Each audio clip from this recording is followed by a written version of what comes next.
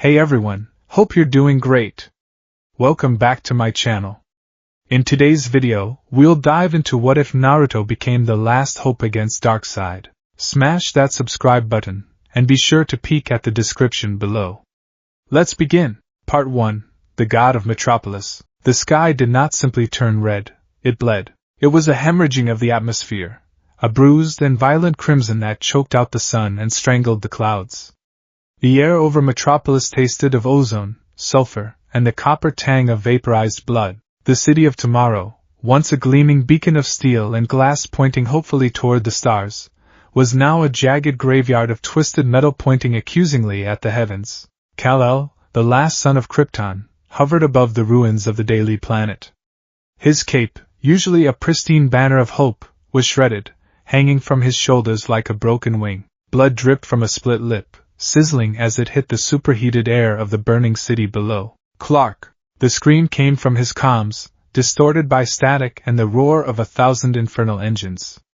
It was Diana. Clark, the flanks are collapsing. Aquaman has fallen at the harbor.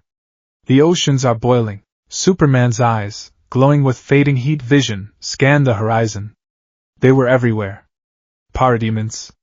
A swarm of locusts made of techno-organic flesh and mindless hunger. They blotted out the crimson light, diving and tearing at the remnants of the National Guard and the few civilians left huddled in the metro tunnels. I see them, Diana, Superman said, his voice heavy with the fatigue that no yellow sun could burn away. Fall back to the Hall of Justice. Regroup with Batman. There is no hall. Diana's voice cracked, a sound so rare for the Amazonian princess that it sent a shiver of true fear down Superman's spine. The hall is gone, Kal. The watchtower has deorbited. Bruce is gone silent. Superman clenched his fists. The sound was like two boulders grinding together. He leapt up past the swarm, toward the massive, floating citadel that hovered over the heart of the city. It was a monolith of gray stone and impossible machinery, a cancer hanging in the sky, and sitting upon a throne floating before it was him. Darkseid, the Lord of Apocalypse, did not shout. He did not posture. He simply sat, one granite hand resting on his knee, the other clasped around nothingness, as if he held the very throat of the world. His eyes were burning coals in a face of cracked stone. Superman flew. He broke the sound barrier instantly. A streak of blue and red aimed like a bullet at the heart of the tyrant. The sonic boom shattered the remaining glass in a 10-mile radius. He poured every ounce of solar energy stored in his cells into this charge. He didn't care about strategy anymore. Strategy had died when Green Lantern's ring was crushed. Tactics had died when Flash's legs were shattered. There was only the punch. For Earth. Superman roared, his fists glowing with the heat of a small star. Darkseid did not stand. He merely turned his head, his movement agonizingly slow, dismissive. As Superman came within striking distance, the air around Darkseid shimmered. A boom tube didn't open. Instead, the very concept of space folded. From the distortion, 4 figures emerged. The Furies. But they were not alone. Kalibak, the brutal son of Darkseid, stepped into Superman's path. He wielded a beta club, crackling with nerve-shredding energy. Superman didn't slow down. He couldn't. He collided with Kalibak with enough force to level a mountain. The shockwave cleared the sky of clouds for a fleeting second. Kalibak roared, spitting teeth, but he held his ground. He grabbed Superman's shoulders, his claws digging into the indestructible suit. Kryptonian filth. Kalibak snarled. Get out of my way. Superman drove a knee into Kalibak's gut, doubling the giant over, followed by a double-fisted hammer blow to the back of the neck. Kalibak plummeted like a stone. Superman looked up, panting. He was 10 feet away from the throne. Darkseid looked at him. Impressive, the new god said. His voice was the sound of tectonic plates shifting deep underground. It vibrated in Superman's bones. You fight for a corpse, Kryptonian. This world is already dead. Not while I breathe, Superman spat. That, Darkseid said, his eyes beginning to glow with the erratic, jagged energy of the Omega effect, is easily rectified. Superman braced himself for the beams. He knew he couldn't outrun them. He prepared to take the hit, to shield the city below. But the beams didn't fire. Instead, the throne rotated. Darkseid gestured to the side. Superman followed the gaze and felt his heart stop. Floating beside the citadel, held in a stasis field of red energy, was a woman. Lois. She wasn't dead. It was worse.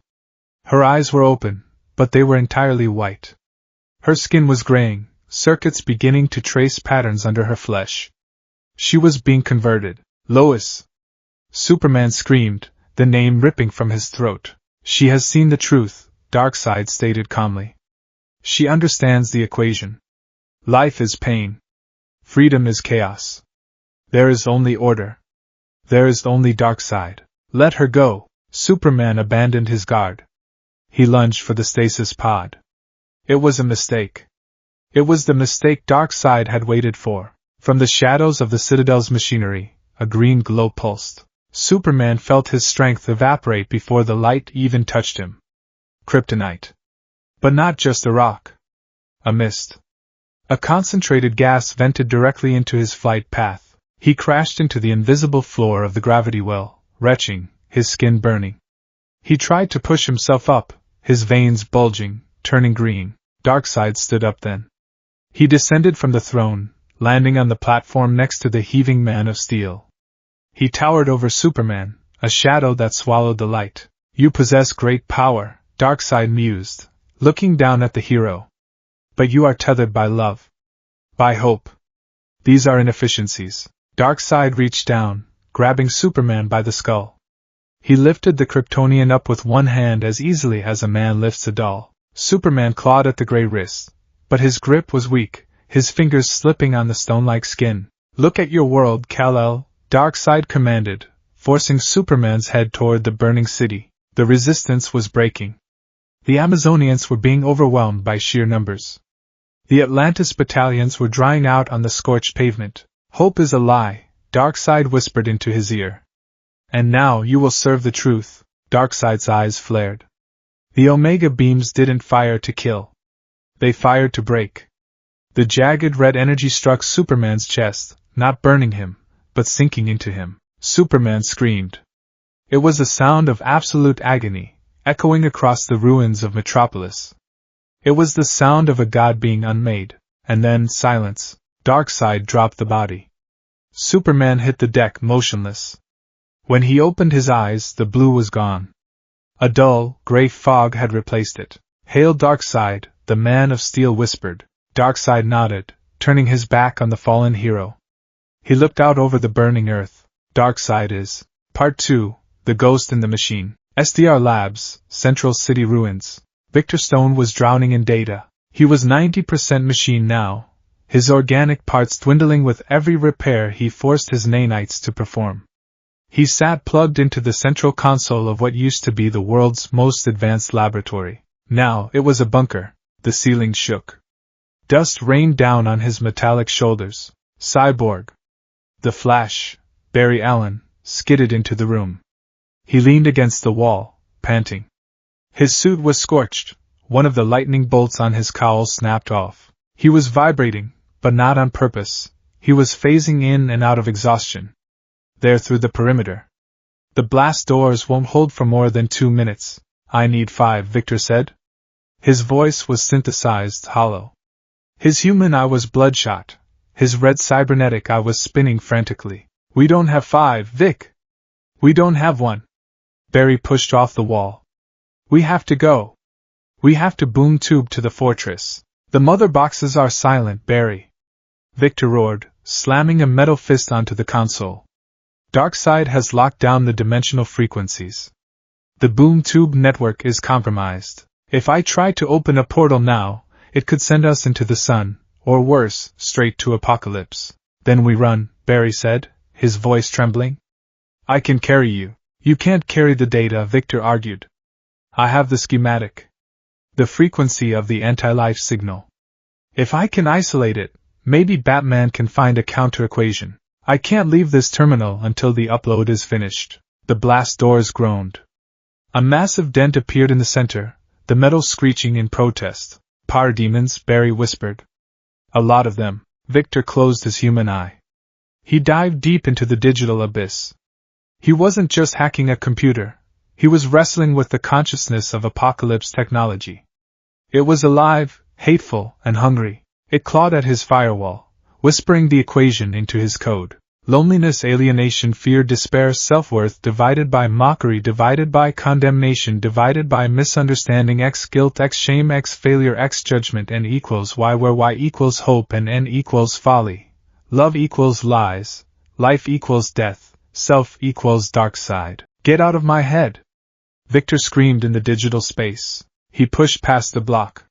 He needed a signal booster. He needed something outside the known network. Outside the Earth. Outside the universe. Searching for localized high-energy signatures, Victor muttered. Anything that conflicts with the apocalyptic frequency. Search complete. No matches found in Sector 2814. Expanding search. Multiversal bleed detected. Victor paused. A bleed? The walls of reality were thin thanks to Darkseid's arrival. The universe was bruising. There, Victor whispered. An anomaly. Unknown energy type. It's not solar. It's not speed force. It's not magic. Vic! They're in! Barry yelled. The speedster vanished in a blur of lightning, engaging the first wave of parademons pouring through the breached door. Victor ignored the fight. He focused entirely on that anomaly. It was faint, drifting through the chaotic void between dimensions. It felt warm. It felt loud. Come on, Victor gritted his teeth. I don't know what you are, but I need you. I need a variable. He reconfigured the mother box integrated into his chest. Instead of opening a tube to somewhere, he reversed the polarity. He turned himself into a magnet. He reached out across the time-space continuum, latching onto that strange, golden anomaly. Target locked, Victor said. Initiating forced extraction. The room filled with blinding white light. Vic, what are you doing? Barry screamed, phasing his hand through a parademon's chest. Rolling the dice. Victor shouted back. I'm pulling it in. The machinery of SDR Labs screamed. Power conduits burst. The reality around Victor warped. He wasn't opening a door. He was tearing a hole in the ceiling of the universe. Warning, energy surge exceeding safety parameters. Biological overload imminent. Do it! Victor commanded. The beam didn't shoot up. It shot out. It bypassed the atmosphere, bypassed the blockade of apocalypse ships, and pierced the veil of reality. It grabbed something, and then, the console exploded. Victor was thrown backward, crashing into the far wall. The light died. Smoke filled the room. Vic? Barry was at his side in a microsecond. Victor groaned, his systems rebooting. Did it work? Did what work? Barry asked, looking around.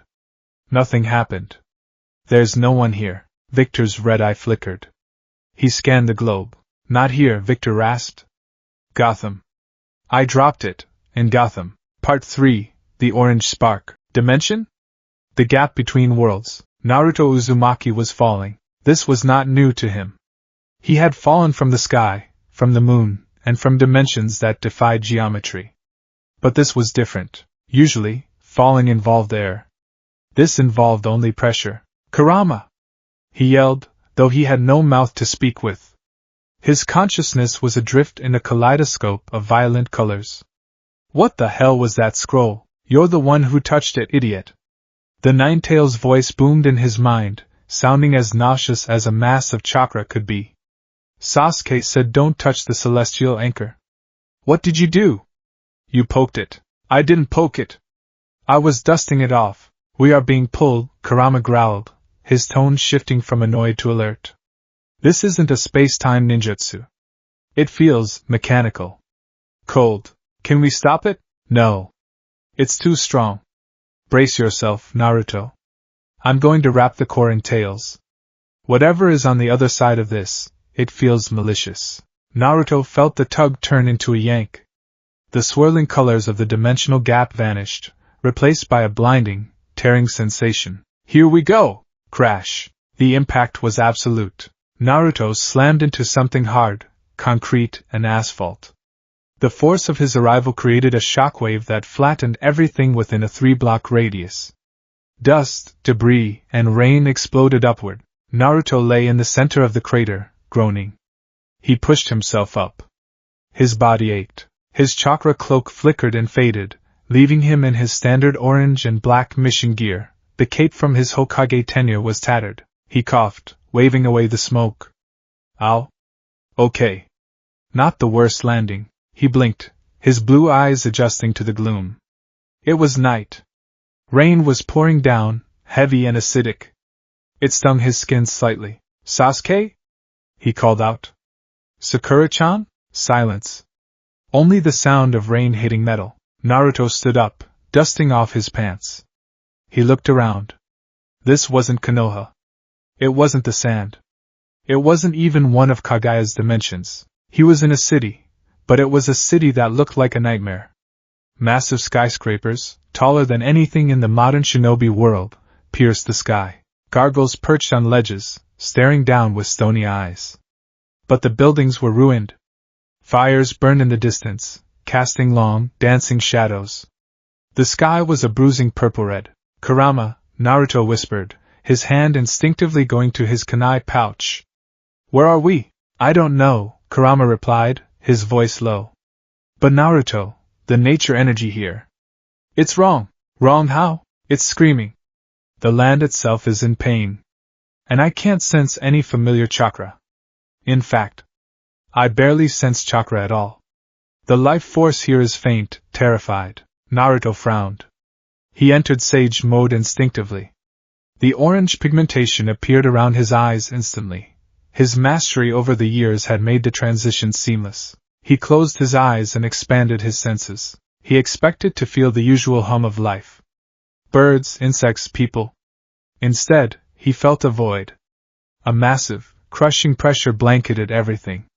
It felt like killing intent, but on a planetary scale. It tasted like ash. What is this?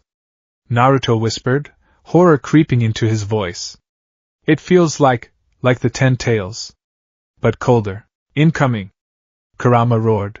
Naruto's eyes snapped open. He didn't need the warning. His sensory perception had already picked up the disturbance. From the sky, winged shapes descended.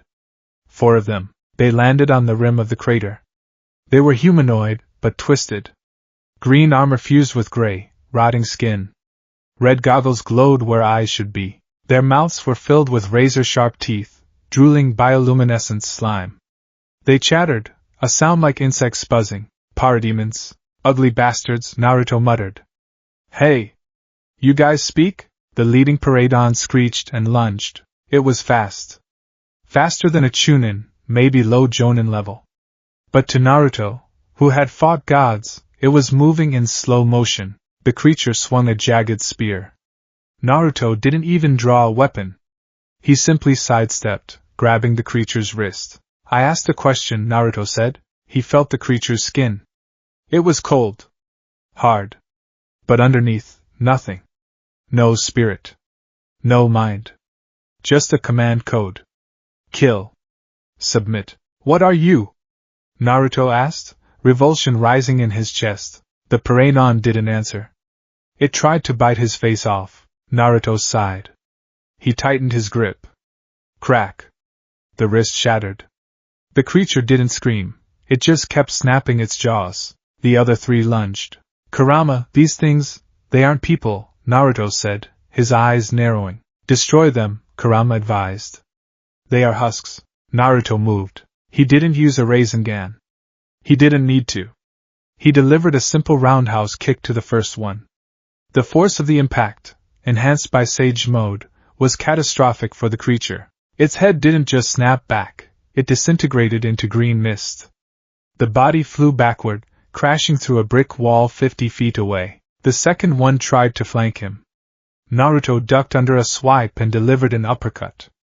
The creature launched into the air like a firework. The third one hesitated. The hive mind was processing the threat level. Naruto stood amidst the rain, his orange jacket soaked. He looked at the last creature. Go tell your boss, Naruto said, pointing a finger. I'm lost. And I'm cranky. The Paradon shrieked, tapping something on its wrist. Suddenly, the sky above Gotham lit up. Not with lightning, but with portals. Dozens of them. Boom tubes opened with thunderous cracks. Hundreds of parademons poured out. They swarmed like locusts, blotting out the burning skyline. Naruto looked up. His jaw dropped slightly. Okay, he muttered. Maybe I shouldn't have provoked the ugly bug. Naruto, Kurama warned. Do not get careless. We don't know if they have chakra absorption or strange abilities. Yeah? Let's just clear the air. Naruto held out his right hand. The wind began to gather. It wasn't a gentle breeze, it was a vacuum. Debris from the street began to spiral toward his palm. The screeching sound of high-density chakra rotation filled the alley. A small, shuriken-shaped sphere of white-blue energy formed. Wind-style, Raisin Shuriken. The swarm dived. A wall of gnashing teeth and lasers. Naruto threw it. The technique expanded. It didn't just cut, it roared. The small shuriken blossomed into a massive sphere of wind blades, engulfing the lead group of the swarm. The sound was deafening, a high-pitched whine that shattered windows for blocks. The Raisin Shuriken ground the parademons into dust on a cellular level. Green blood misted the air. The explosion of wind blew the rain clouds apart, creating a momentary hole in the storm where the moon, if it could be seen, would have been. Naruto landed gracefully as the technique dissipated. 50 enemies gone in a second. He dusted his hands. That takes care of. He stopped. He felt it. A gaze. Intense. Analytical. Human. Naruto spun around, looking up at a gargoyle perched on the remains of the Gotham Police Department building. Standing in the shadows, his cape billowing like bat wings, was a figure. Batman. Part 4, The Bat and the Fox. Bruce Wayne was tired. He had been awake for 72 hours. His tactical suit was compromised. The chest plate was cracked from a fight with Steppenwolf 3 days ago. His utility belt was running on fumes. 3 smoke pellets, 1 explosive gel canister, and a grapple gun with a fraying line. He had come to Gotham to die. Or, at least, to go down fighting in his own city. Metropolis was lost. Clark was gone. Diana was retreating. Bruce was observing the Paramount patrol patterns, calculating a route to the Batcave to wipe the servers before Apocalypse Tech could assimilate the Justice League database. Then, the golden meteor had hit. Bruce had watched the entire engagement from the shadows. He had analyzed the newcomer. Subject male. Blonde. Orange tactical gear, highly impractical for stealth. Physical stats, superhuman strength exceeding Bane, speed rivaling a speedster in short bursts. Energy projection, high-level wind manipulation capable of cellular destruction. Threat level, Omega. But it was the eyes that caught Bruce. Even from this distance, through his cowl's zoom lenses, Bruce saw them. Slitted pupils. Cross-shaped. And blue. They weren't the eyes of a conqueror. They were the eyes of a protector. The blond man was looking right at him. He didn't flinch. He just stared. Bruce made a decision. If this being was an enemy, Bruce was dead anyway. If he was a neutral party, he was dangerous. If he was an ally, he was a miracle. Batman dropped from the gargoyle. He flared his cape, slowing his descent, and landed silently on the wet pavement 10 yards from the stranger. Naruto tensed. This new guy, he was dressed like a bat. He had no chakra, but his physical presence was intense. It was dense with trauma and discipline. Who are you? Batman asked. His voice was a gravelly growl, modulated to intimidate. Naruto tilted his head. I'm Naruto Uzumaki. Who are you? Some kind of ANBU. Umbu? Batman repeated, archiving the term for later analysis. I am Batman. Batman, Naruto tested the name. Literal. I like it. Look, Bat Guy, I'm kind of lost. 1 minute I'm checking out a ruin, the next I'm here fighting these bug people. Where is here? Gotham City, Batman said, stepping closer. Earth. Earth? Naruto scratched the back of his head. Well, that's good. I'm on Earth too. Just maybe not this Earth. Batman narrowed his eyes behind the cowl. Multiverse theory. You're from a parallel dimension. Something like that, Naruto said. So, what's with the end of the world vibe? Who are the ugly guys? Invaders, Batman said. They serve Darkseid. Darkseid, Naruto repeated. The name felt heavy in his mouth. He has conquered 90% of the planet, Batman stated efficiently. The Justice League has fallen. Resistance is limited. Naruto looked around the ruined city. He saw the hopelessness in the architecture. He felt the despair in the air. It reminded him of Pain's assault on Konoha. It reminded him of the war. So you're losing, Naruto said softly. We have lost, Batman corrected. We are just surviving now. Naruto clenched his fist. The orange chakra flared around him for a second, illuminating the dark alley. I don't like that, Naruto said. I don't like giving up. Batman looked at the energy. It felt warm. It felt like life. In a world drowning in anti-life, this energy was blindingly bright. That power, Batman said, gesturing to Naruto's hand. What is it? Chakra, Naruto said. It's energy. Spirit and body mixed together. Spirit, Batman muttered. Darkseid hates spirit. Suddenly, the ground shook. A massive boom echoed from the bay. Batman tapped his cowl. Scanner. A holographic display projected from his gauntlet.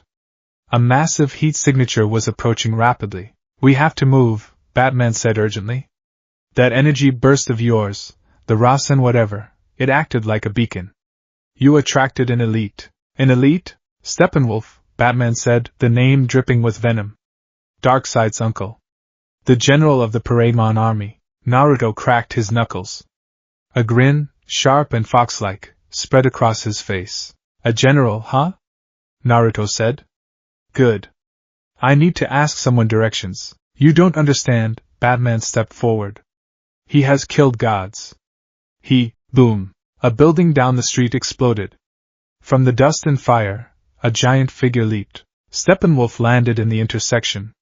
He was 10 feet tall, clad in spiky, iridescent armor. He wielded a massive electroaxe that hummed with malicious intent. His horned helmet cast a shadow over his brutal face. Steppenwolf sniffed the air. He ignored Batman. His eyes locked onto Naruto. I smell case, Steppenwolf rumbled. I smell life untamed. It reeks. Naruto stepped in front of Batman. You got a nose problem, ugly? Naruto shouted. Steppenwolf laughed. It was a dry, rasping sound. A stray spark in the darkness. I will extinguish you for Darkseid. Steppenwolf charged. He moved with terrifying speed for his size. He raised the axe, bringing it down with enough force to cleave a tank in two. Move! Batman shouted, reaching for his grapple gun. Naruto didn't move. He raised one hand. Flash. Yellow chakra erupted. A massive, skeletal arm of golden energy materialized from Naruto's back.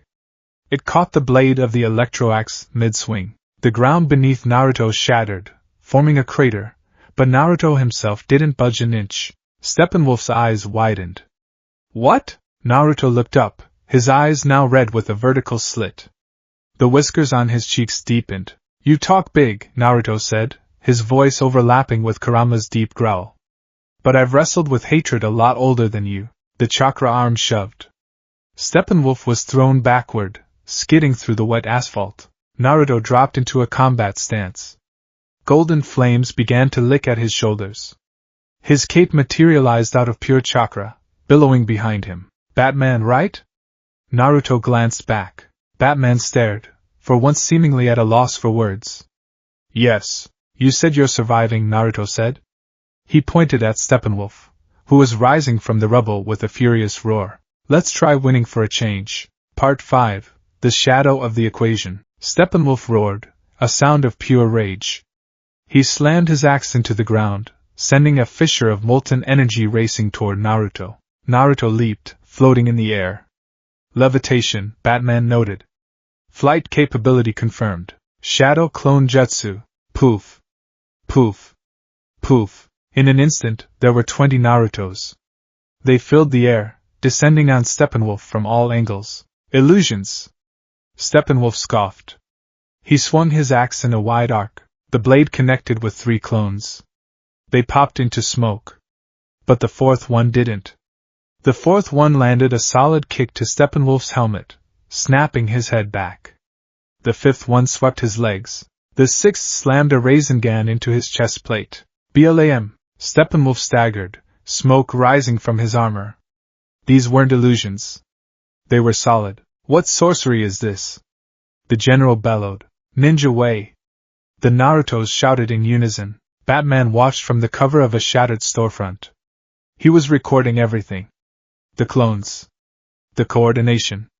The energy manipulation. He fights like a chaotic army, Batman thought. Darkseid's forces rely on hive mind uniformity. This unpredictability is a weakness they haven't faced. However, Steppenwolf was durable.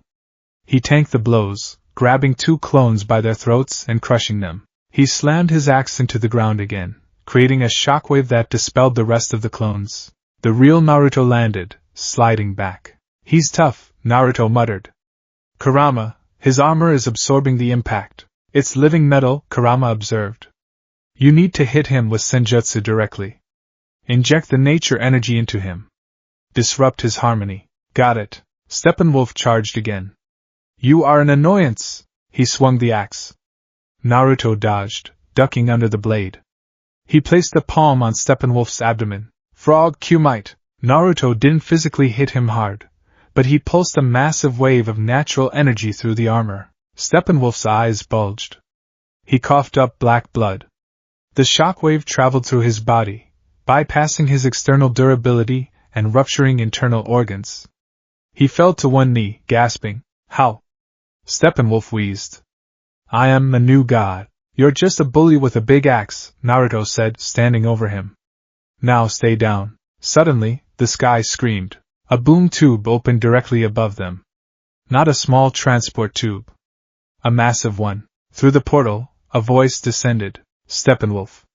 You falter. The voice brought Batman to his knees. It was a physical weight. Steppenwolf looked up, terror in his eyes. Master! No!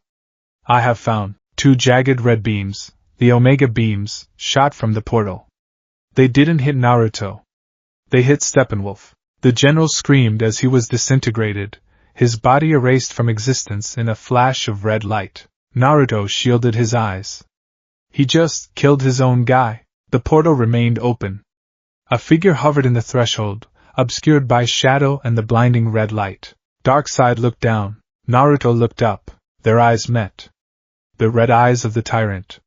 The blue eyes of the ninja. For a moment, the rain stopped. Naruto felt a cold sweat break out on his back. This wasn't like Kaguya. Kaguya was a void of hunger. This thing, was a wall. An absolute end. You, Darkseid spoke. You do not belong in my design. I get that a lot, Naruto shouted back, though his voice wavered slightly. Why don't you come down here and say that? In time, Darkseid said. The anti-life swells. You are but a mote of dust in the storm. Struggle if you wish. It sweetens the victory. The portal closed. The sky returned to its bruising purple. Naruto stood there, breathing heavy. The adrenaline was fading, replaced by the sheer wrongness of what he had just felt. That was him, Naruto whispered. Darkseid. Batman limped out of the shadows. He held his side, wincing. He is testing you, Batman rasped.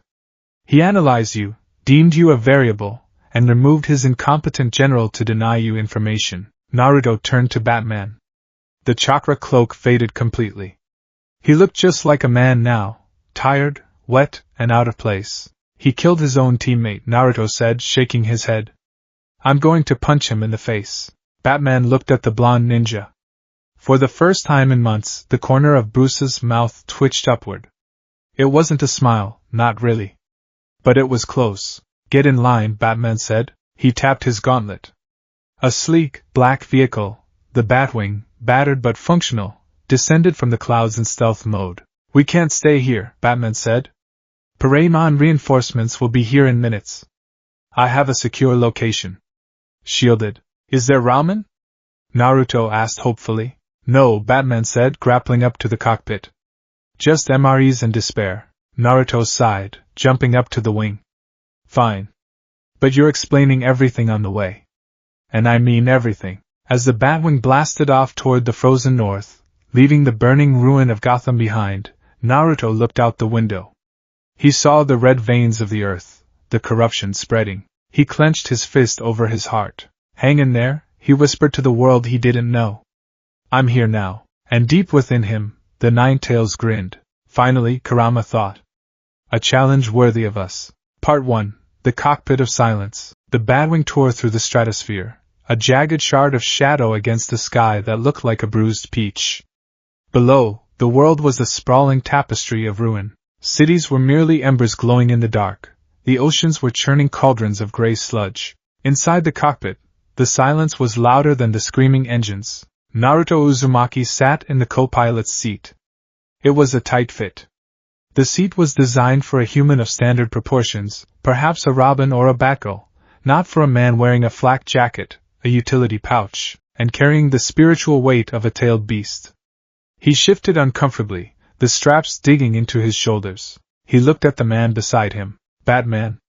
The name was simple, literal, yet the man himself was a fortress of complexities. He piloted the craft with economical movements, fingers dancing over holographic interfaces, eyes darting between 3 different sensor screens. He had removed his cowl's neck guard to breathe easier, revealing a jawline covered in graying stubble and a myriad of small, white scars. Naruto sensed the man's chakra. Or rather, the lack of it. In the elemental nations, everyone had chakra. Even civilians had a small flame of it burning in their coils. Samurai, monks, animals, life was energy. But this man, his energy was purely physical. It was dense, compacted muscle and firing neurons.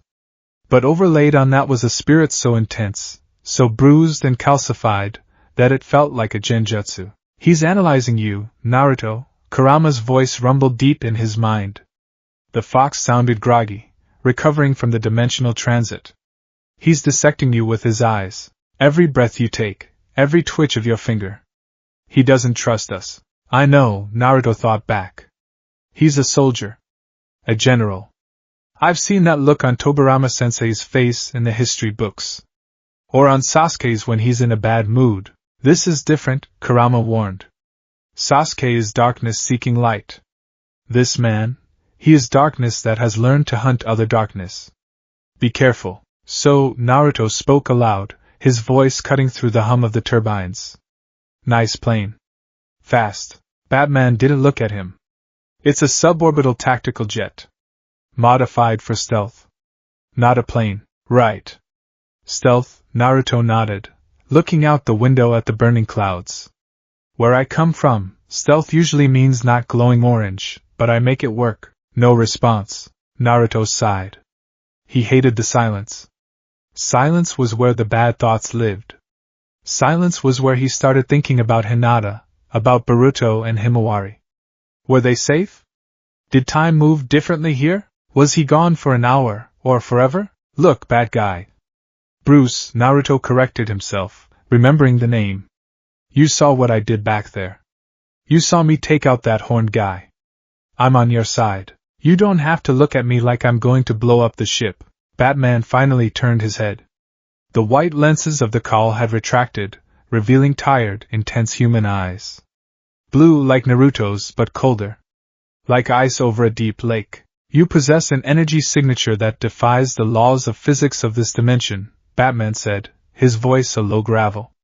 You manipulate wind capable of cellular disintegration. You possess super strength, flight, and heightened sensory perception. And you arrived via a dimensional breach similar to the ones our enemy uses. Batman paused, tapping a key on the console. A holographic image of Naruto fighting Steppenwolf appeared. I don't think you're going to blow up the ship, Batman continued. I am calculating how to stop you if you decide to. Naruto blinked. Then, he let out a short, sharp laugh. You're blunt. I like that.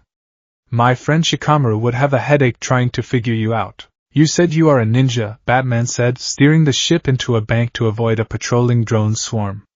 In my world, ninjas are assassins. Mercenaries. You fight like a brawler, but you command power like a god.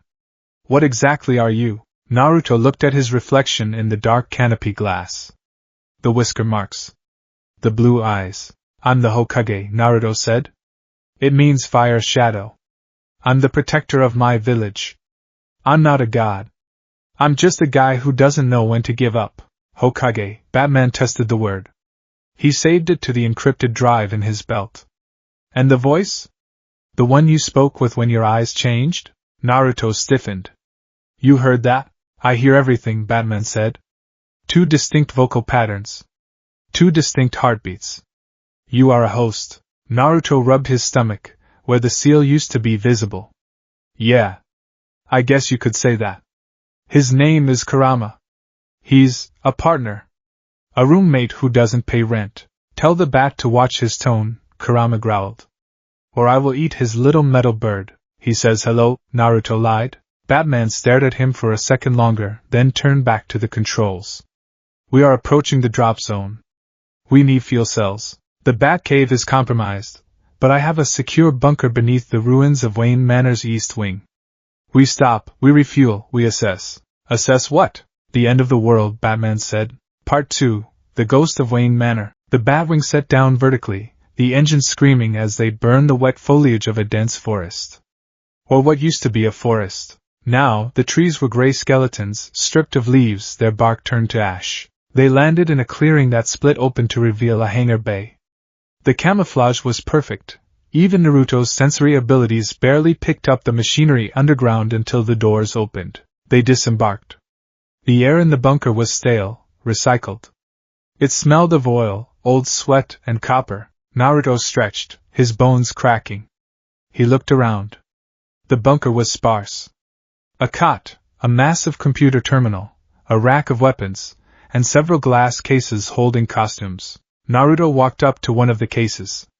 It held a suit similar to Batman's, but smaller. Red and green. A yellow R on the chest. A kid? Naruto asked softly. You train kids? Batman was busy connecting a fuel hose to the jet. He paused, his back stiffening. Soldiers, Batman corrected. I train soldiers. Where are they? Batman didn't answer immediately. He finished the connection, then walked over to the computer terminal. He began typing furiously. Nightwing is missing in Bloodhaven, Batman said, his voice devoid of emotion, factual. Red Hood fell in the first assault defending the Library of Congress. Damien. Robin is with his grandfather, or what's left of him. Naruto sensed the spike in the man's heart rate. A flicker of grief so sharp it felt like a physical wound. Naruto knew that feeling. He remembered Jiraiya. Neji. I'm sorry, Naruto said. Don't be, Batman snapped. Sorrow is inefficient. We have work to do. The massive screen on the wall illuminated. It showed a global map. It was almost entirely red. This is the status of Earth, Batman explained. He pointed to the red zones. These are the conquered territories. The terraforming engines are turning the crust into fire pits. The atmosphere is being altered to filter out sunlight. Why? Naruto asked. What's the point? If you kill everything, there's no one to rule. He doesn't want to kill everything, Batman said. He tapped a key, and footage began to play. He wants to repurpose it. Naruto watched the screen. The footage was shaky, taken from a helmet cam. It showed people, civilians, walking into massive pits. They weren't being pushed. They were walking. Their eyes were blank. They were muttering something in unison. What are they doing? Naruto asked, stepping closer. Surrendering, Batman said. Not just their bodies. Their wills. Batman turned to face Naruto. The cowl was back on now, casting his face in shadow. You asked about the enemy. Darkseid is not a warlord. He is a god of evil. He seeks the anti-life equation. Equation? Naruto frowned. Like math? A mathematical proof that life is meaningless, Batman said. If you know the equation, you can mathematically prove that hope, love, and free will are errors. Lies. Once the mind accepts the proof, it breaks. It creates a state of total certainty. Certainty that there is no self. Only Darkseid. Naruto shook his head. That's stupid. You can't prove hope is wrong with math. Hope isn't math. It's guts. It's belief. To you, Batman said. To me. But to the equation, your guts are just chemical reactions that can be predicted and nullified. He's right, Naruto, Kurama interjected. The fox's presence felt heavy, pressing against Naruto's skull. I can feel it in the air. This isn't genjutsu. Genjutsu tricks the senses. This equation, it rewrites the truth of the soul. It's like the infinite Tsukuyumi, but without the dream. The Tsukuyumi gave you your heart's desire to keep you quiet. This thing, it strips your heart out and replaces it with a command. It's absolute slavery, Batman said. We aren't fighting an army, Naruto. We are fighting an idea. A contagion. Naruto looked at the map. The red stain. So how do we stop it? We cut off the head, Batman said. We save Superman. Superman? The most powerful being on the planet, Batman said. He was captured. Darkseid is trying to break him. If Superman turns, if the symbol of hope succumbs to anti-life, the war is over. Humanity will have no reason to resist. Where is he? Metropolis. In the spire. Batman pointed to the largest red dot on the map. But we can't get there alone. My jet is fast, but it can't breach the apocalypse shielding around the city. We need the others. Others? The Resistance, Batman said. Flash. Wonder Woman. Constantine. They are holed up in the Fortress of Solitude. It's a Kryptonian stronghold in the Arctic. It's the only place on Earth Darkseid's sensors can't penetrate. Then let's go, Naruto said, pounding his fist into his palm.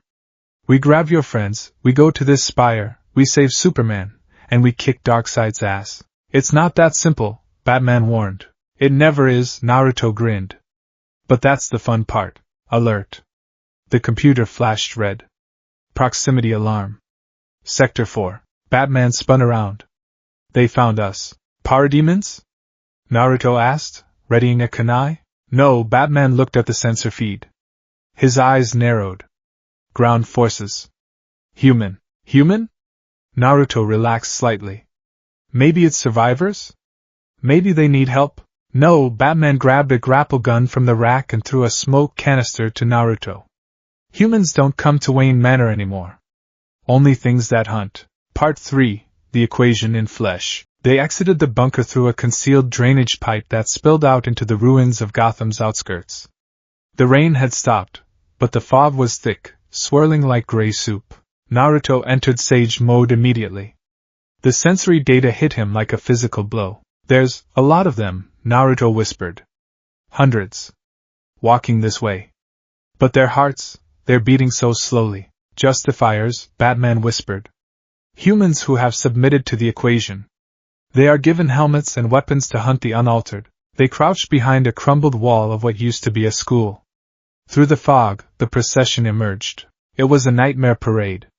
Men and women, wearing ragged clothes, but their heads were encased in metal buckets, helmets that blocked their vision and hearing, feeding them the equation directly into their brains. They marched in perfect lockstep. Thump. Thump. Thump. Some dragged chains. Others held crude energy rifles. In the center of the column, a hover platform floated. On it stood a creature that looked like a human woman, but dressed in the terrifying black leather armor of Apocalypse. She held a whip that crackled with energy. Lashina, Batman identified her. One of the Furies. An elite warrior, but Naruto wasn't looking at the Fury. He was looking at the marchers. He saw a child, a boy, no older than 10, walking in the line. He wore a smaller version of the helmet. He held a heavy metal pipe, dragging it on the concrete. Batman, Naruto whispered, his voice trembling. That's a kid. He's a justifier now, Batman said coldly. He's gone. He's 10. He is a weapon. Batman grabbed Naruto's shoulder.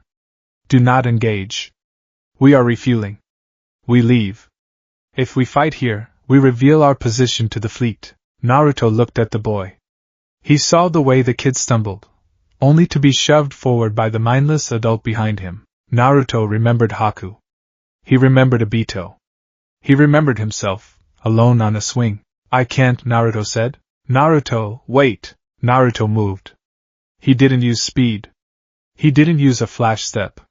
He simply walked out from behind the wall, into the middle of the road. The procession stopped. The sound of hundreds of boots halting at once echoed in the ruins. Lashina, on the float, turned. She sneered beneath her mask. A stray? Capture him. Darkseid loves new pets. The Justifiers raised their weapons. The mob surged forward. Wait! Naruto shouted. He held up his hands. He didn't channel chakra for an attack. He channeled it for connection. He used the sensory link Kurama had taught him during the war. He pushed his chakra out, a wave of golden warmth, trying to touch the hearts of the people in the helmets. Wake up! Naruto yelled. You don't have to do this.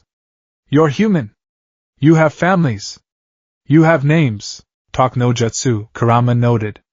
Risky. The golden wave hit the front line. Usually, when Naruto did this, he felt resistance. He felt fear or anger or sadness. He could work with that. He could pull at those threads, weave them back into hope. But when his chakra touched the justifiers, he didn't feel an emotion. He felt static. He felt a wall of gray noise. Loneliness, alienation, fear, despair, self-worth divided by mockery. The mathematical formula slammed into Naruto's mind like a physical punch. It wasn't a thought, it was a fact. It was the universe screaming that he was nothing. Ga! Naruto stumbled back, clutching his head. What is that? The equation! Batman shouted, leaping from the shadows. He threw 3 batarangs. They exploded in a cloud of smoke and concussive force, knocking the front row of justifiers back. Take off the helmets! Naruto yelled. If we take them off, it's in their minds, not the helmets. Batman roared, landing next to Naruto. He moved with brutal efficiency, breaking the arm of a justifier who swung a club, then sweeping the legs of another. They aren't mind-controlled, Naruto. They are broken. They chose this because the pain of hope was too great. Naruto dodged a rifle blast. He grabbed the shooter, a middle-aged man. Naruto ripped the helmet off. The man's face was pale, his eyes rolled back, showing only white. Veins pulsed black under his skin. Listen to me. Naruto shook the man. You're free. Look at me. The man's mouth opened. Die for Darkseid. The man pulled a pin on a grenade on his vest. No! Naruto shoved the man away. Boom! The explosion flung Naruto backward. The man was gone. Just red mist and ash. Naruto lay on the asphalt, ears ringing. The man had blown himself up. Without hesitation. Without fear. He smiled, Naruto whispered. He smiled when he did it. Lashina laughed from the platform. You think you can speak to the meat? The meat belongs to the master. The meat is happy to die. She cracked her whip. It elongated, wrapping around Naruto's neck. The energy burned, searing his skin. You have strong legs, Lashina purred. You will march well. Naruto grabbed the whip. His hand sizzled, but he didn't let go. He looked up. His eyes were red again. I am not, Naruto growled. Meat, Kurama mowed. A sudden explosion of golden chakra erupted. It wasn't the warm, sunny chakra of before. This was hotter. Fiercer. It blew the fog away for a mile. Lashina was yanked off her platform, flying through the air. She crashed into the pavement at Naruto's feet. Naruto stood up, glowing like a miniature sun. The chakra formed a cloak, the tails flickering like flames. The justifiers hesitated. The equation told them to attack, but their biological survival instincts, buried deep beneath the math, screamed at them to run. You turn them into bombs, Naruto said, his voice overlapping with the fox. You stole their souls and turned them into bombs. He raised a hand. A massive chakra arm manifested, grabbing the hovering platform. Smash! He slammed the platform down onto the Justifier's armored carrier, crushing the vehicle. Batman watched from the flank, taking down stragglers with precision strikes. He watched Naruto. He's emotional, Batman analyzed. He's compromised by his empathy. He tried to save the suicide bomber. A tactical error. But then Batman saw something else. The child. The 10-year-old Justifier was cowering near the rubble, shielded by the chakra arm Naruto had unconsciously extended to protect him from the debris. Naruto hadn't lost control.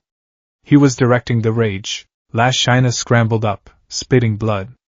She looked at the glowing warrior with genuine fear. What are you? I'm the guy who's going to teach you a lesson, Naruto said. He blurred. He appeared in front of Lashina.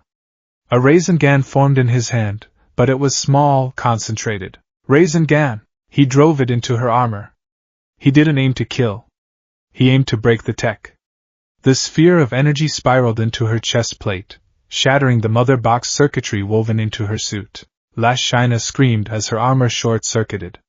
She flew backward, crashing through a brick wall and lying still. Naruto turned to the army of justifiers. Anyone else want to be a hero for Darkseid? He roared. The killing intent rolling off him was palpable. It was a physical weight that pressed the justifiers into the mud. They dropped their weapons. The equation commanded them to fight, but the fear of the predator in front of them overrode the logic. They fell to their knees, clutching their heads, caught in a loop of conflicting commands. Naruto let the chakra fade. He stood there, panting. Batman walked over. He looked at the kneeling justifiers, then at Lashina's unconscious body. We have to go, Batman said. More will come. And the elites won't be as arrogant as Lashina. Naruto walked over to the child. He knelt down. The boy was shaking, clutching his metal pipe. Naruto gently reached out and unlatched the helmet. He pulled it off. The boy looked at him. His eyes were vacant, milky white. Darkseid is, the boy whispered. Naruto's heart broke. He looked at Batman, pleading. Can we fix him? Batman looked at the boy. Not here. Not now. Maybe with the lasso of truth, Diana can undo the mental knots. But we have to get him to the fortress. Then we take him, Naruto said. We take all of them. We can't fit 300 people in a 2-seat fighter, Naruto, Batman said harshly. We take the boy. The rest, we leave. We can't just leave them. If we stay, we die. If we die, the world dies. Including them. Batman grabbed Naruto's arm. Make the choice, Hokage. Save one, or save none. Naruto gritted his teeth. He looked at the army of broken people. He wanted to make a shadow clone army to carry them all. But he was tired. His chakra was replenishing, but the dimensional travel had taken a toll.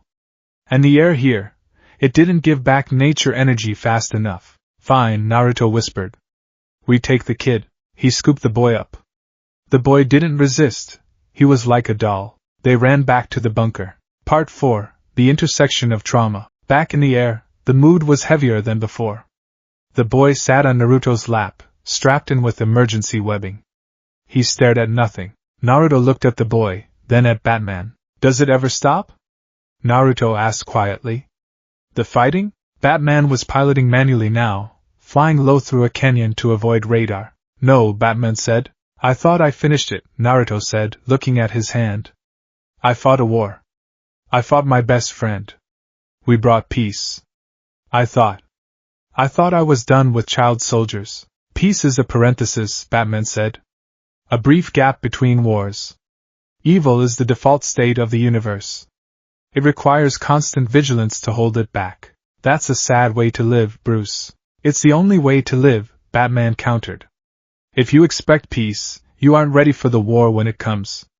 And it always comes. You're wrong, Naruto said. Batman glanced at him. Peace isn't a break, Naruto said firmly. It's the goal.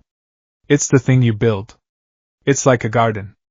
If you stop watering it, yeah, the weeds come back.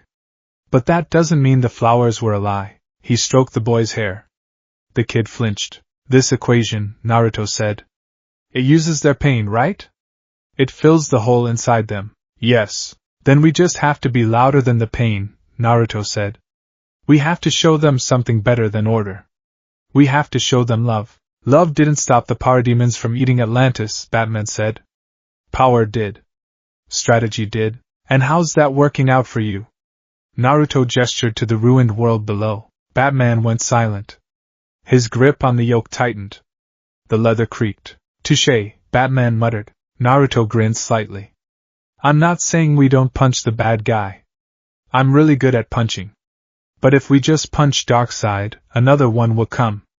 We have to defeat his idea. And how do you propose we defeat the concept of mathematical despair? I don't know yet, Naruto admitted. But I've got a giant fox and a lot of ramen coupons. I'll figure it out. Batman looked at the ninja. For a moment he saw something other than a tactical asset. He saw a brightness. It was annoying. It was naive. And it was exactly what the Justice League had been missing since Superman fell. "We are approaching the Arctic Circle," Batman announced, changing the subject. "Prepare for rapid deceleration. The fortress shielding is erratic." Part 5. The fortress at the end of the world. The landscape changed from ruined cities to pristine, blinding white. The Arctic. Even here, the red sky bled into the ice, turning the snow a sickly pink. There, Batman pointed. Ahead, jutting out of the ice like a crystal shard, was the Fortress of Solitude. It was massive, alien, and beautiful. But it was also under siege. A swarm of parademons circled the spire, pecking at the energy shield that shimmered around it. "They're trying to drain the power core," Batman said. "We have to punch a hole through the swarm to land." "Punch a hole?" Naruto unbuckled his seatbelt. "Can you open the canopy? At 300 knots? You'll be sucked into the turbine." "I'll be fine," Naruto said.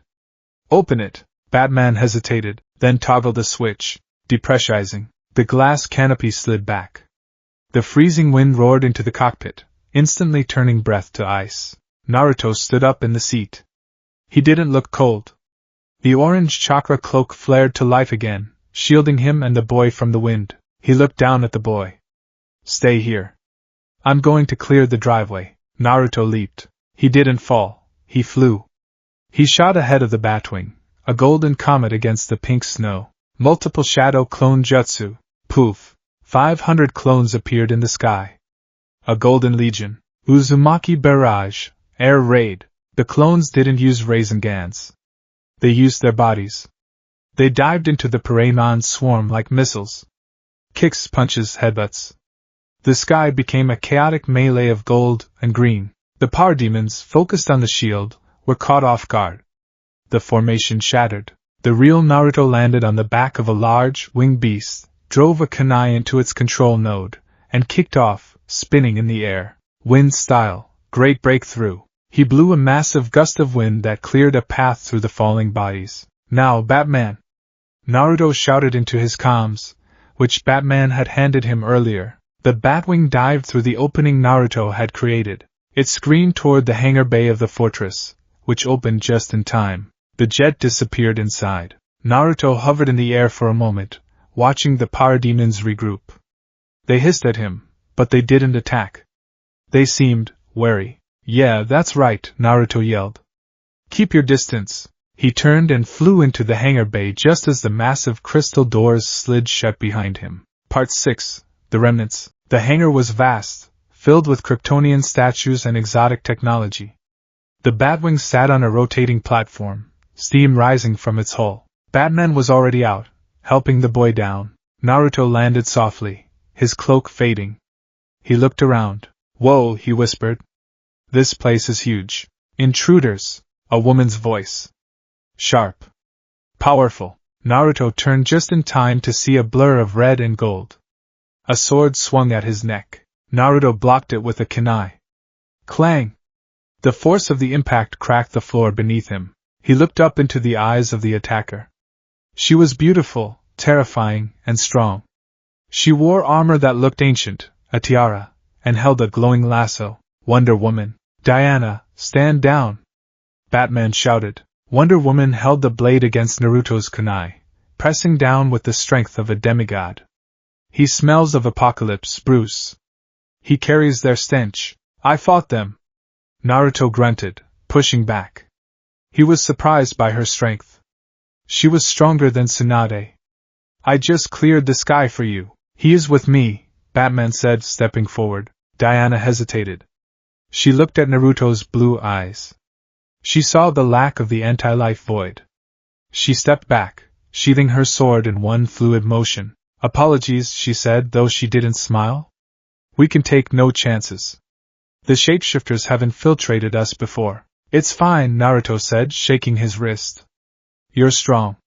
Like really strong. And you are loud," Diana noted. "I'm Naruto." A man in a trench coat walked out from the shadows, smoking a cigarette. He looked like he hadn't slept in a year. "Bloody hell," the man said, looking at Naruto. "The aura on this one. It's like looking at a nuclear reactor made of feelings." "Constantine," Batman acknowledged. "And me." A red blur stopped next to Batman. The Flash. But he was limping. His suit was taped together. Hey! I saw the clones on the monitor. That was awesome. Are you a speedster? Or a magic user? Or an alien? Ninja, Naruto said. Cool, Flash grinned weakly. We need cool. We're running low on cool. Batman walked to the center of the group. Status? Bad. Constantine took a drag of his cigarette. The shields are at 15%. The magic wards I placed are being eaten by the background radiation of the equation. We have maybe 12 hours before they crack the shell. And Superman? Batman asked. Diana looked away. The Flash looked at his feet. The signal from the spire changed, Diana said softly. His heartbeat. It's syncing with the planetary grid. Darkseid is preparing the final conversion. He is going to turn Kal-El into the avatar of the anti-life. If that happens, Constantine said, flicking ash onto the pristine floor, game over, mates. Superman screams the equation, and every ear on Earth hears it. Everyone turns. Instantly, the room went silent. The weight of the end pressed down on them. Naruto looked at the heroes.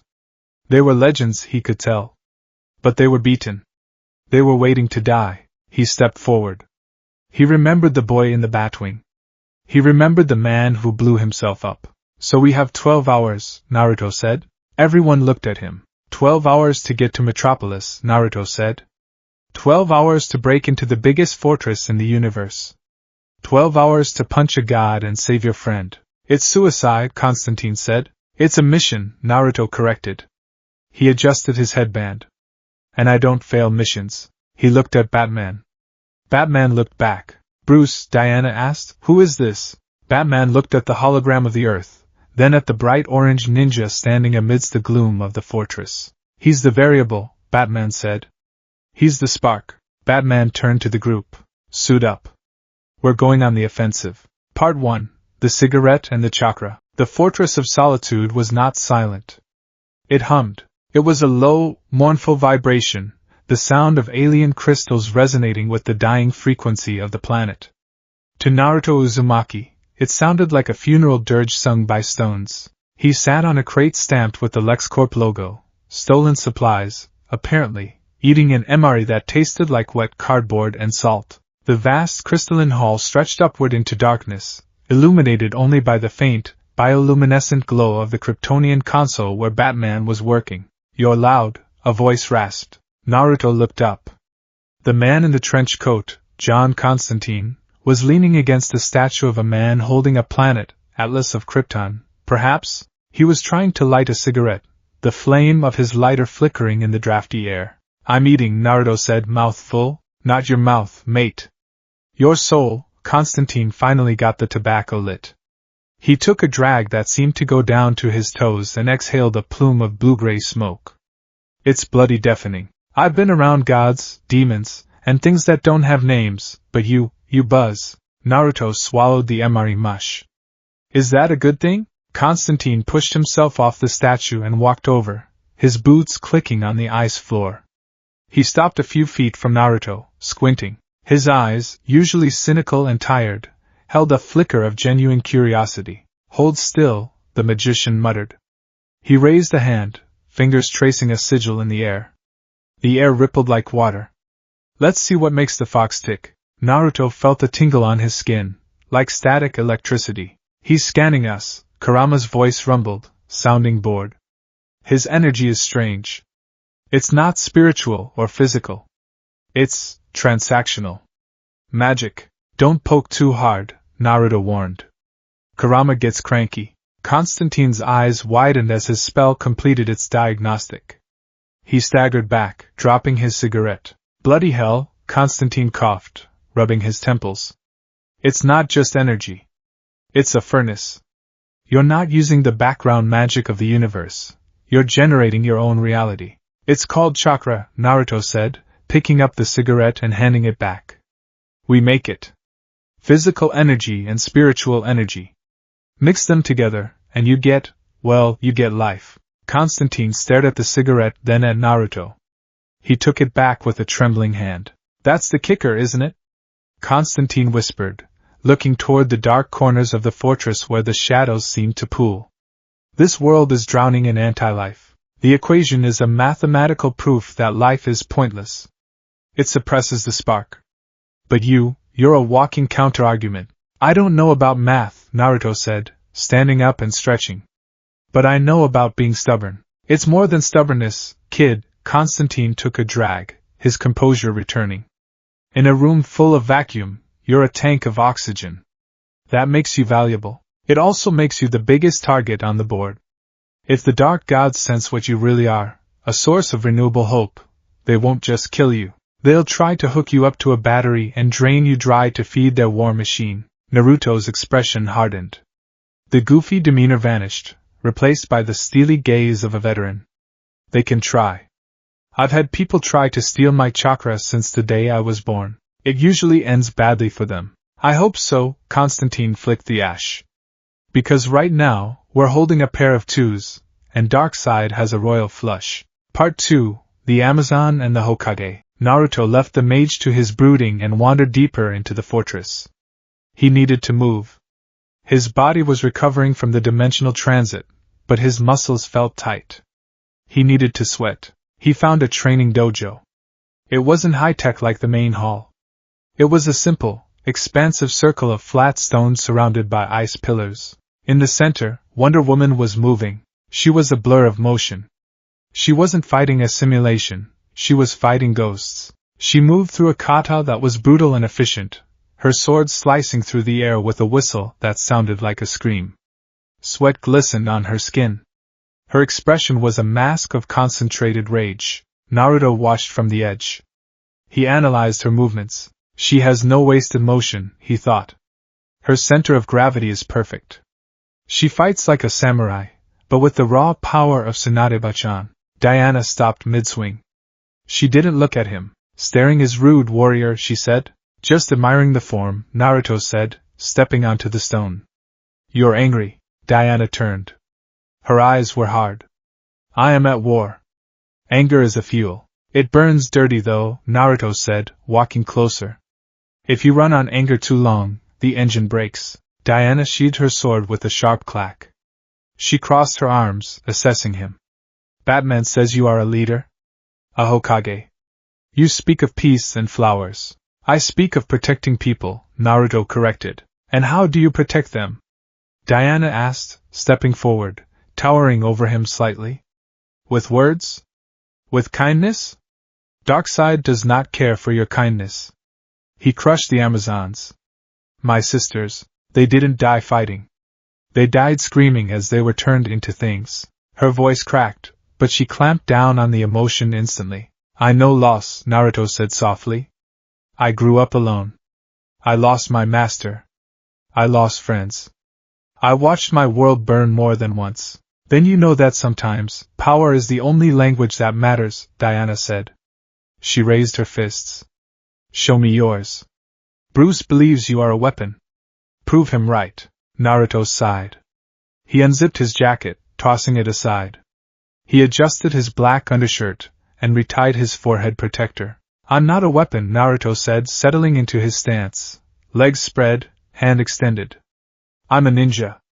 But if you want to spar, I won't say no. Diana didn't signal the start. She exploded forward. She was fast. Faster than the rakeage. Her fist connected with Naruto's crossed forearms, and the impact sent a shockwave that cracked the ice pillars around them. Naruto slid back 10 feet, his boots smoking on the stone. Heavy, he thought. She hits like a mountain. Diana didn't let up. She followed with a sweeping kick. Naruto jumped, floating in the air. You fly? Diana noted, leaping up to meet him. She grabbed his ankle. Only birds should fly. She threw him. Naruto crashed into the floor, bouncing once. Ow, Naruto groaned, rubbing his back. Okay, serious mode. Shadow Clone Jutsu. 20 Narutos popped into existence. They swarmed Diana. She didn't flinch. She moved like a dancer in a storm. A punch destroyed one clone. An elbow destroyed another. She used her bracelets to deflect a Rasengan from a blindside clone, the energy dispersing harmlessly against the divine metal. Quantity is not quality. Diana shouted, shattering 3 clones with a single lariat. The real Naruto used the distraction to enter Sage mode. The orange pigmentation appeared around his eyes. He sensed her next move, a right hook aimed at his head. He ducked. Not anticipating, but sensing the intent before the muscle fired, he stepped inside her guard. Frog Q-might! He didn't hit her with his fist. He hit the air an inch in front of her chest. The natural energy shockwave slammed into her, lifting her off her feet and sending her skidding back across the arena. Diana landed in a crouch, gasping. She looked at her chest, expecting a bruise, but finding none. The impact had gone through her, rattling her bones without damaging the skin. Internal strikes, Diana noted, a gleam of respect entering her eyes. Advanced, she stood up, smiling for the first time. It was a feral smile. Good. She reached for her lasso of truth. Whoa, time out! Naruto held up his hands. If you bring out the glowing rope, I have to bring out the glowing fox, and we might bring the roof down. Batman would be mad. Diana paused. She looked at the lasso, then back at Naruto. The tension in her shoulders lowered. Bruce is always mad, she said, but she let the lasso drop to her hip. She walked over to him, wiping sweat from her brow. You hold back. You have a beast inside you, yet you fight with open palms. I don't want to hurt you, Naruto said. We're on the same team. We are not a team yet, Diana said. We are survivors huddled in a cave. That's how teams start, Naruto grinned. Team 7 started because we all hated each other, except for me liking Sakura, and Sakura liking Sasuke, and Sasuke hating everyone. Diana raised an eyebrow. Sounds chaotic. It was, Naruto laughed. But when the time came, we saved the world. We can do it again. Diana looked at him. Really looked at him. She saw the unwavering belief in his eyes. It was annoying, illogical, and utterly disarming. It reminded her of Steve. It reminded her of Clark before the fall. You are a fool, Naruto Uzumaki, Diana said, but her tone was softer. But perhaps a fool is what we need. The wise have all surrendered. Part 3. The Speed Force and the Static. Naruto found the third member of their ragtag group in what looked like a medical bay. Barry Allen, the Flash, was sitting on a biobed, tinkering with his boots. His suit was a patchwork of red friction-proof plating and silver duct tape. He looked thin. His metabolism burned calories faster than a furnace, and in the apocalypse, food was scarce. Hey, Naruto said, leaning against the doorframe. Barry jumped, vibrating so hard he blurred for a second. Whoa! Don't sneak up on a speedster, man. My reflexes are twitchy. Sorry, Naruto walked in. Just wanted to see how you're holding up. Oh, you know, Barry laughed nervously, gesturing to his leg. Just trying to recalibrate the friction dampenings. Since the Speed Force got weird, I burn through rubber like crazy, and if I run too fast, the black racer starts whispering in my ear, or worse, the mother boxes start screaming. Naruto sat on the adjacent bed. Batman told me. You can't run full speed? Not without lighting up like a Christmas tree on Darkseid's radar, Barry sighed. He dropped the tool he was holding. His hands were shaking. I'm the fastest man alive, Naruto, and I'm stuck moving at a jog because if I run, I doom everyone. Barry looked at his hands. I couldn't save them. Iris. Wally. I was fast enough to get to them, but the beams. The Omega beams. They don't just move in straight lines. They follow you. I ran through time, and they still followed. Naruto saw the tears gathering in Barry's eyes. He saw the guilt eating him alive. I have a friend, Naruto said quietly. His name is Sasuke. He has eyes that can see everything. He can teleport. He's fast. But for a long time, he couldn't see the people right in front of him who loved him. Barry wiped his eyes. Did he get better? Yeah, Naruto smiled. It took a while. And I had to punch him. A lot. But he came back. Naruto reached out. Give me your hand. Why? Just trust me. Barry hesitated, then extended his hand. Naruto gripped it. Kurama, give me a little juice. Not the red stuff. The yang release. Fine. But don't drain me. I'm still digesting this dimension's awful ether. A soft, golden glow enveloped Naruto's hand. It flowed into Barry. It wasn't a rush of power, it was a warm, soothing stream. It flowed into Barry's exhausted muscles, his frayed nerves, his micro-fractured bones. Barry gasped. His constant vibrating slowed. For the first time in months, he sat perfectly still. "What is that?" Barry whispered. "It feels like soup?" "Warm soup on a cold day, chakra transfer," Naruto said. "It helps the body heal. It connects us." "You're running on empty, Barry. You can't save anyone if you starve yourself." Barry looked at his hand. The tremors were gone. He looked up at Naruto, his eyes wide with wonder. "You're like a walking battery," Barry said. "Batman called me a spark," Naruto said. "Constantine called me a furnace. I'm getting a lot of nicknames today," Barry laughed. A real laugh. "Thanks, Naruto." "Seriously. Save the thanks." Naruto stood up. "We're going to need those legs. Batman has a plan. And it sounds crazy." "Crazy is my specialty," Barry grinned, reaching for a protein bar. Part 4, The Boy and the Lasso. The gathering in the main hall was somber. Batman stood before the massive computer screen, which displayed a schematic of a terrifying structure, the Spire. But before the briefing, there was unfinished business. On a gurney near the console sat the boy Naruto had saved. He was still catatonic, staring at the ceiling, muttering the anti-life fragments. "Darkseid is. Self is a lie. Hope is pain. We need to know what we're up against," Batman said. "The anti-life equation isn't just a philosophy. It's a virus. If we are going to expose Superman to a counteragent, we need to know how the equation roots itself." "The boy is gone, Bruce," Constantine warned. "His mind is mush." "No," Naruto said, stepping next to the boy. "He's in there. I can feel him. He's just drowning." "Diana," Batman nodded to the Amazon. Wonder Woman uncoiled her golden lasso. It glowed with a divine light, casting long shadows in the cavernous room. "The lasso of truth compels reality to reveal itself," Diana said. "It burns away lies. The equation is the ultimate lie disguised as truth. This will be painful." "Do it," Batman said. Diana gently wrapped the lasso around the boy's wrist. Immediately, the boy screamed. It wasn't a human scream. It was a digital screech, a sound of static and grinding metal. "Get it off!" the boy shrieked, his voice distorting. "Pain! Order! Chaos is pain! Hold him!" Diana commanded, struggling to keep the lasso taut. The light of the lasso flared, fighting the gray darkness in the boy's mind. "It's killing him!" Naruto yelled, rushing forward.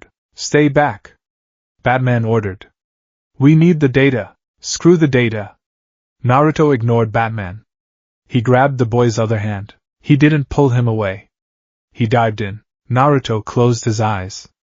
"Kurama! Link us!" On it, Naruto's consciousness was sucked into the boy's mind. It was a gray void. Floating in the void were geometric shapes, blocks of stone with mathematical formulas carved into them. The boy was chained to a massive block, his eyes sewn shut with wire. "You are nothing," the void whispered. "You are a variable to be solved. Solved to zero." "Hey!" Naruto shouted in the mindscape. He appeared as a glowing orange figure. The gray void recoiled from his light. Naruto ran to the boy. He ripped the chains off. They shattered like glass. "Open your eyes," Naruto commanded gently. The wire over the boy's eyes dissolved. The boy looked up, terrified. "It's dark," the boy wept. "It's all dark." "Look at me," Naruto said. He formed a Rasengan in his hand. But it wasn't a weapon. He poured memories into it. The taste of ramen. The feeling of the sun. The sound of Iruka-sensei praising him. The image of his parents. "This is the truth," Naruto said, pressing the orb into the boy's chest. "Not the math. This." The void screamed. The geometric blocks crumbled. In the real world, the boy gasped. His back arched. A plume of gray smoke poured from his mouth, dissipating into the air. The boy slumped back. He blinked. His eyes were brown. Human brown. "Mom?" the boy whispered. The room was silent. Diana withdrew the lasso, her hands shaking. The lie, it broke. Constantine stared, his cigarette burning his fingers. He exorcised it. He literally punched the anti-life out of the kid. Batman walked over. He checked the boy's pupils. He checked his pulse. Heart rate normal, Batman said. Cognitive function returning. He turned to Naruto. For the first time, there was no calculation in his eyes. Only respect. You can cure them, Batman said. I can't cure the whole world one by one, Naruto said, wiping sweat from his forehead. That had taken a lot out of him. But I can wake them up. If you can do that to a boy, Batman said, turning back to the map of Metropolis, then you can do it to Superman. Part 5. The Suicide Mission. Here is the plan, Batman announced. The hologram zoomed in on the Metropolis spire. It was a twisted tower of metal reaching into the upper atmosphere, grounded in the ruins of the Daily Planet. Clark is being held in the conversion chamber at the apex, Batman explained. The tower is shielded by a gravity well that crushes anything approaching at supersonic speeds. It is guarded by the female Furies and a legion of parademons, so we can't fly in fast, Flash said. And we can't teleport because of the interference. Correct, Batman said. We go in quietly. Until we can't. He pointed to the base of the tower. Phase 1, distraction. We need to draw the bulk of the forces away from the spire. We need a signal so loud, so chaotic, that the apocalypse warnet prioritizes it above all else. Batman looked at Naruto. Naruto grinned, cracking his knuckles. I'm good at being loud. Naruto will engage the ground forces here, at the harbor, Batman said. He needs to create a threat level high enough to draw out the Furies. I'll handle them, Naruto said. La China already owes me a rematch. Phase 2, infiltration, Batman continued. While the hive mind is focused on Naruto, Diana and I will use the Batwing's stealth drive to insert at the mid-level maintenance hatch. We climb to the apex. And me? Flash asked. You are the extraction, Batman said. Once we secure Clark, the shielding will likely collapse, or explode. You need to run him out. You have to push through the pain, Barry. For 3 seconds, you need to be the fastest man alive again. Barry nodded, his face pale but determined. 3 seconds. I can do 3 seconds. And the mage? Constantine asked, leaning against the wall. You're keeping the door open, Batman said. You're staying here. When Flash secures the package, you need to use the fortress's dimensional anchors to pull them back instantly. If you fail, they are stranded in the explosion. No pressure then, Constantine muttered. One problem, Diana said. Even if we reach Kal-El, he is physically stronger than all of us combined. If he is not fully converted, he will be confused. Violent. How do we restrain him long enough for Naruto to do his thing? We don't restrain him, Batman said. He pressed a button. A section of the floor opened. A case rose up. It opened with a hiss of steam. Inside lay a small, glowing green rock. Kryptonite. We weaken him, Batman said. Just enough to let Naruto into his mind. Naruto frowned.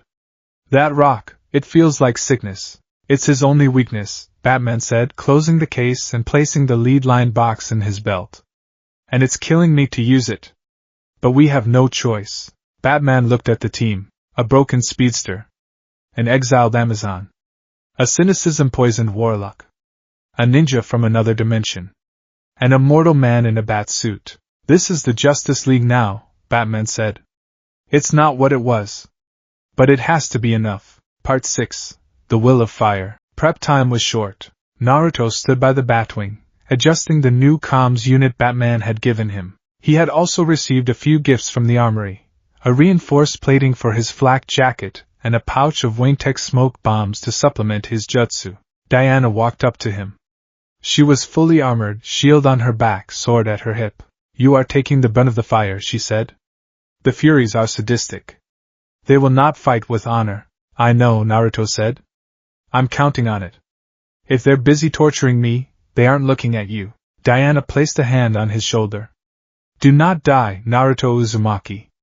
I would like to see this village of yours one day. Konoha, Naruto smiled. It's great. We have the best ramen. And the monuments are way less depressing than this place. I look forward to it. Batman signaled from the cockpit. Mount up. We leave in 5. Naruto climbed onto the wing. He looked back at the fortress. Constantine was standing by the console, already chanting the spell to cloak their departure. The boy, now awake, was watching them from the medical bay door. Naruto gave the boy a thumbs up. The boy slowly, hesitantly, gave one back. That kid, Kurama said. He's the first seed. Yeah, Naruto thought. Let's go plant a forest. The Batwing engines roared to life, echoing with a deeper, angrier sound than before.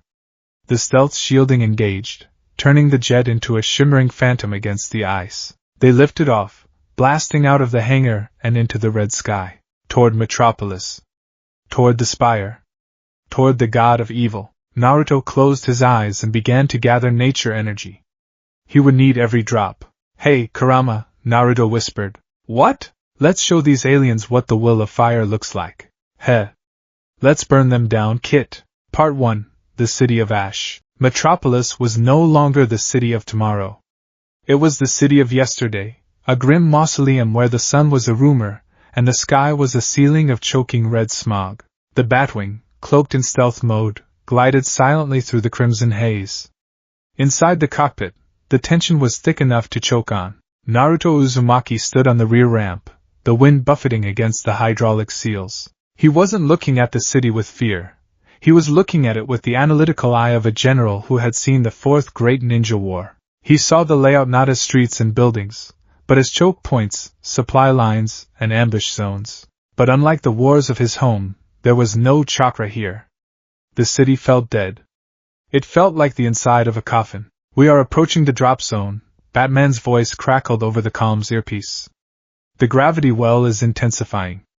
If we get any closer, the stealth drive will fail, and we'll be crushed. Understood, Naruto replied, adjusting his gloves. I go loud at the harbor. You guys sneak in the back door. Remember the objective, Batman warned. You are the distraction. Do not try to win the war by yourself. Create chaos. Draw the Furies.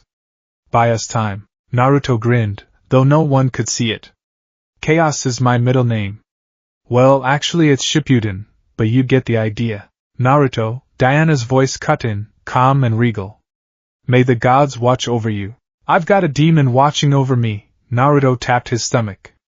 That's usually enough. The ramp lowered. The roar of the air was deafening. Below, the Metropolis harbor was a hive of activity. Massive dredging machines were churning the ocean, pulling up resources to feed the spire. Thousands of parademons swarmed like gnats around the massive tower that pierced the clouds in the distance. Ready, Kurama? Let's wake up the neighbors, the fox growled. Naruto leaned forward and let gravity take him. He fell like a stone, plummeting through the smog. As he broke the cloud layer, the ground rushed up to meet him, a landscape of twisted metal and alien machinery. He didn't slow down. Instead, he crossed his fingers. Multi-shadow clone jutsu. The air around him exploded with white smoke. It wasn't a dozen clones. It wasn't 100. In the airspace above Metropolis, 5,000 Naruto Uzumakis materialized instantly. They filled the sky like a golden hailstorm. All right, you ugly bastards. 5,000 voices shouted in unison, the sound rolling over the city like thunder. Look up! The hive mind of the parademons reacted instantly. The swarm patrolling the harbor paused, their optical sensors trying to process the sudden influx of biomass signatures. One target had become a legion. The Narutos descended. Uzumaki barrage, meteor shower. The clones didn't just land, they crashed. They hit the dredging machines, the patrol ships, and the Paramon phalanxes with the force of artillery shells. The real Naruto landed in the center of a staging area, crushing a Paramon tank beneath his boots. A shockwave of dust and debris rippled outward. He stood up, dusting off his shoulder. His eyes were orange pigmented slits. Konoha has arrived, he whispered. Then he roared. Part 2. The hive mind fractures. The chaos was absolute. To the strategic processors of the Apocalypse Warnet, the situation was impossible. The parademons relied on swarm tactics, overwhelming a single target with numbers. But now, the numbers were equal. Everywhere a paradon looked, there was an orange-clad warrior punching, kicking, or throwing a ball of spiraling energy. On the eastern dock, 50 clones formed a human chain, swinging a massive steel girder like a baseball bat, sweeping 100 parademons into the boiling bay. On the western refinery, A squad of clones was playing keep away with the Paramount commander's head, tossing it back and forth while the headless body flailed wildly. In the center, the real Naruto was a whirlwind. He moved through the enemy ranks with fluid grace. Frog Q might. He dodged attacks by millimeters, sensing the intent of the mindless drones before they even moved. His counterattacks were devastating, invisible pulses of nature energy that shattered armor and pulped internal organs without breaking the skin. Is that all you got? Naruto yelled, uppercutting a Paradon so hard it broke the sound barrier. As predicted, the distraction worked. From the spire, 3 boom tubes opened. The Furies had arrived. With Last China out of commission, the heavy hitters had been deployed. Stampa, a woman of immense size wearing heavy bronze boots, landed first. The impact shook the entire harbor district, knocking several clones off their feet. Mad Harriet, a feral creature with energy claws, scuttled out next, moving on all fours like a spider. Bernadette, the leader, wielding a foreign knife that burned with magma, stepped out last, her face twisted in a sneer. The anomaly, Bernadette hissed. Granny Goodness wants him alive. She wants to peel him. I want his eyes. Mad Harriet shrieked, launching herself into the fray. She was fast. She tore through 3 clones in a second, green electricity crackling from her claws. She lunged for the real Naruto. Naruto didn't flinch. He caught her wrists. You guys need a manicure, Naruto said. He headbutted her. The impact rang like a bell. Harriet staggered back, screeching, "Crush him!" Bernadette ordered. Stampa charged. She was a juggernaut. She didn't bother dodging the clones, she simply ran through them. She raised a massive boot to stomp Naruto into paste. Naruto looked up at the descending boot. Big mistake. He raised one hand. Chakra condensed, forming a massive, golden claw. Wham! The chakra claw caught the boot. The ground beneath Naruto cracked and sank 10 feet, but he held her weight. Stampa's eyes widened. Impossible. No earth meat is this strong. I eat a lot of ramen, Naruto grunted. He pushed. The chakra arm expanded, lifting the giantess into the air and throwing her directly at Bernadette. Bernadette slashed with her magma knife, carving the air, forcing Stampa to twist mid-air to avoid being sliced. They crashed together in a heap of armor and limbs. Keep them busy, boys. Naruto shouted to his clones. You got it, boss. Thousands of clones yelled back. Naruto cracked his neck. He looked up at the spire. The bulk of the aerial swarm was diving toward the harbor now, drawn by the incredible volume of chakra he was releasing. Okay, Batman, Naruto whispered into his comms. Doors open. Part 3, The Silence of the Tomb. While the harbor burned with golden fire, the mid-levels of the spire were silent. Batman and Wonder Woman had breached the maintenance hatch. The Batwing was latched onto the side of the tower like a tick, its systems hacking the local security grid to loop the camera feeds. They moved through the corridors. The architecture was H.R. Geiger meets brutalism. Walls made of bioorganic metal pulsed with a faint, rhythmic thrumming, like a heartbeat. Pipes ran along the ceiling, carrying fluids of glowing red and noxious green. The air, Diana whispered, her hand resting on the hilt of her sword. It smells of sorrow. It's the venting system, Batman said, checking his wrist computer. They are pumping aerosolized fear toxins mixed with the equation's frequency. Keep your rebreather on. They passed a viewing port. Diana stopped. Below them was a massive processing floor. Conveyor belts moved thousands of human bodies. Some were dead. Some were writhing. Mechanical arms descended, injecting fluids, grafting metal onto flesh, removing eyes and replacing them with red sensors. Hera, help us, Diana breathed, her knuckles white. They are making parademons out of the populace. We knew this, Batman said, though his jaw was set so hard it could crush coal. We knew the source. Knowing it and seeing it are different, Bruce, Diana said, her voice trembling with a rage that threatened to snap her restraint. This is not war. This is desecration. Focus, Diana, Batman snapped. If we stop, they die. If we fail, everyone becomes this. He pointed down the hall. The conversion chamber is 3 levels up. The energy signature is massive. That's where Clark is.